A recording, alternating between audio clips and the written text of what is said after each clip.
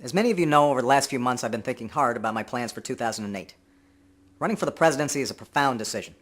A decision no one should make on the basis of media hype or personal ambition alone. And so before I committed myself and my family to this race, I wanted to be sure that this was right for us, and more importantly, right for the country. I certainly didn't expect to find myself in this position a year ago. But as I've spoken to many of you in my travels across the states these past months, as I've read your emails and read your letters, I've been struck by how hungry we all are for a different kind of politics. So I've spent some time thinking about how I could best advance the cause of change and progress that we so desperately need. The decisions that have been made in Washington these past 6 years and the problems that have been ignored have put our country in a precarious place. Our economy is changing rapidly, and that means profound changes for working people. Many of you have shared with me your stories about skyrocketing healthcare bills, the pensions you've lost, and your struggles to pay for college for your kids. Our continued dependence on oil has put our security and our very planet at risk. And we're still mired in a tragic and costly war that should never have been waged. But challenging as they are, it's not the magnitude of our problems that concerns me the most.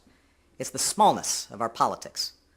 America's faced big problems before, but today our leaders in Washington seem incapable of working together in a practical, common-sense way.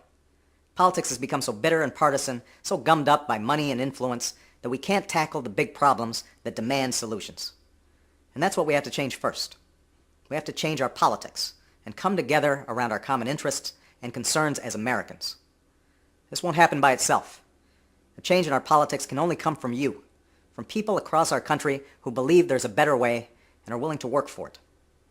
Years ago, as a community organizer in Chicago, I learned that meaningful change always begins at the grassroots, and that engaged citizens working together can accomplish extraordinary things. So even in the midst of the enormous challenges we face today, I have great faith and hope about the future, because I believe in you. And that's why I want to tell you first that I'll be filing papers today to create a presidential exploratory committee. For the next several weeks, I'm going to talk with people from around the country, listening and learning more about the challenges we face as a nation, the opportunities that lie before us, and the role that a presidential campaign might play in bringing our country together. And on February 10th, at the end of these discussions and in my home state of Illinois, I'll share my plans with my friends, neighbors, and fellow Americans. In the meantime, I want to thank all of you for your time, your suggestions,